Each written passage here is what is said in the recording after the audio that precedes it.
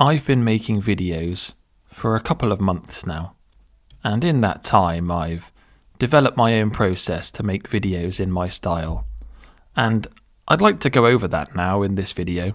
In some way this is something I can reflect back on, and perhaps in some way it can inspire others to make similar styles of videos. It's a very simple process, and it's very much work in progress, but it's what I've put together so far. So, there are 5 steps in total. The first is the idea, the concept. What am I going to make a video about? Then I make some notes, I do the recordings, I edit the video, and then I upload and publish it. So let's talk over all of these steps. So, step number 1, the idea. In some way this is the easiest and hardest part, because what do I want to talk about? I've tried using, let's say, AI to come up with ideas for me to talk about, but I've never found it to be very useful. It'll always come up with something either overly ambitious or the kind of thing I wouldn't really talk about normally. I want to be involved in this as a hobby, to talk about things I'm interested in. So the process of coming up with an idea is, well, it just comes to me sometimes, and it's something that's going to be very difficult, I think, to explain how to do it. So I could get an idea while I'm at work. So the previous video I made, the customer service video, I of course got that idea during the training. But other ideas, they've come from watching other videos, being inspired by things, or just taking the time to think about the kind of thing I'd like to talk about. So number 2, once I've got an idea, what I've started doing is making some notes. I don't really like the idea of writing a script, mainly because I just don't want to commit the time to something like that if I change my mind down the line. And there have been examples of that, so I've written out full scripts for things and just decided against the idea halfway through. But having some bullet points just to keep me on track is very helpful, I've found. So it's very easy otherwise, let's say during my 30-day speaking challenge, to go completely off topic and then forget what I was talking about originally. Just having some bullet points, some notes, are very helpful to keep on track. And the fact that it's not hard scripted, it allows me to, go on short tangents and say things in my own natural way, which hopefully will be developing over time. Point 3, the recording. So this is split up into, at the moment, 2 points, and that's 3A, which is recording the gameplay. And in some way I find this quite difficult as well, because I'm not really sure what to do sometimes when I'm playing these games. Like, I don't really play much video games anymore as an old person, and the only games I play are very old games. But I've really been getting back into Minecraft recently, and there's so much that's changed since I was originally playing that game. So I originally played it back in the beta phase, and this is before they had like food and such. So there's a lot of new things that I'm not familiar with. But hopefully by making these series and these videos and such, I'm going to learn all the new things, and also learn to finally how to use redstone, which is something I never really did back in the day. What I can do with it. But in a lot of ways, this does take me a lot of time, because I need to, commit to it. I'm never sure how long to record for, what's interesting, that sort of thing. But I find when I watch videos that are done in this style, so my style is very much inspired by other styles I've seen already. But I find most of the time I'm not really watching the actual gameplay footage.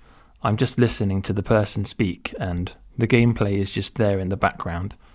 Especially if I am just walking to work with my headphones in, I'm not watching anything at all. The thing that I find the most valuable is the speaking, what they're saying. And that leads us on to 3B, and that is the big one, recording the audio, recording what I actually say on the topic. And actually, let me just show you how I do that. So, here is the recording setup I've started using recently. I've got this Blue Yeti X microphone with these 2 microphone filters on. I'm not too sure what they're called, and I'm fairly sure they do something with the audio to remove or reduce the popping of my poppy voice. But they came with this microphone arm that I don't use. I plug my headphones into the microphone so I can hear my audio, and I record on my phone. So I've got my phone on this little tripod using the Android stock camera app, and I like to use the video app because I quite like seeing myself as I record. Now that I think about it, actually, just having a mirror would do the same thing, and the file sizes wouldn't be so massive. I also like having a screen that's just white. I'm not really sure why. It's just calming. Step 4, editing. And perhaps this is the part that a lot of people dread when it comes to making videos, but I'm really finding it quite fun to learn the editing process. I feel like I'm learning a brand new skill, which, of course I am.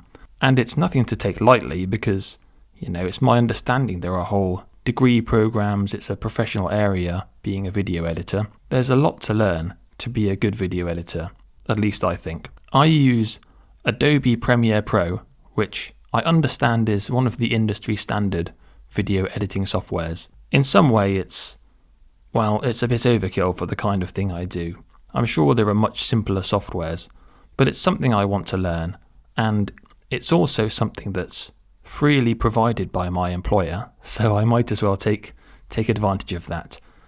I am only using it for work purposes, of course, The downside, of course, is that if ever I change jobs or they decide to make me redundant or they find my videos and fire me, then I'll lose access to my account and have to use something else. But I understand that there are free alternatives out there, so there's one I'm aware of called Shotcut, which I think is a open source video editing piece of software. It's not as advanced as, say, Premiere Pro in some of the things it can do, but it will most certainly be good enough for this style of video. So I'll put the gameplay footage up, add the audio, transcribe the audio script for later, and make the thumbnail using this Premiere Pro software.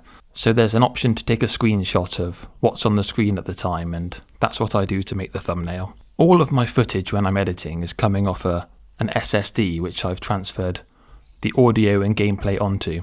So I've got a permanent log of everything that I've recorded, and it's somewhat organised. Everything's just in a file with the date name that it was recorded on. So everything is kept together, because if I have to go back to anything in the future, it's easy to find. I am aware this is something that a lot of actual professional YouTube video makers do. Try to keep things organised. And the final thing is to upload it. So I upload it to YouTube. While this is happening, this is something I need to work on. So I'll think of the title and the description while I'm uploading the video. But it's my understanding that this is obviously one of the more important things, because why would anyone choose to click on my videos unless it's just in their autoplay from their YouTube app? But it's something I really need to start working on. How can I make the thumbnails more attractive? I really do like the style that other people in this content creation area use. And when it comes to titles and descriptions, that's the kind of thing that I really don't want to use AI for. But I need to start studying how others title their videos, just to see the kind of things I can say, not just the first thing that comes to my mind. Because, I'm just a beginner in this, and I don't have the experience in order to make a good title. So how long does this whole process take? Well, it doesn't take very long, to be honest. The bit that takes the longest is the procrastination and psyching myself up to make the recording. So from start to finish, I'd say, it would take about 15 minutes to do the video recording, perhaps 15 minutes for the audio recording. The notes, it depends on the topic really, but they're not very extensive. It's just a list of bullet points. Coming up with the idea, well, I guess that's random. It could take a few minutes. It could take no time at all. It could take days. I could be coming up with an idea while I'm recording another video. So if I were to just lock in and stop messing around, I could very easily put out one video a day, and perhaps actually on let's say during Easter I could try and put out multiple videos in a day, because it just takes a couple of hours really if I just crack on with things. But the problem there is the burnout. If you make videos every day for a while, eventually it doesn't feel like a hobby anymore. It just feels like a job or a commitment that you have to fulfill. But yeah, that's my process for making videos. Hopefully you found this somewhat interesting, and hopefully I can watch this back in a few months or years' time and see if I've made any progress in my development process. But thanks for listening, and see you in the next one.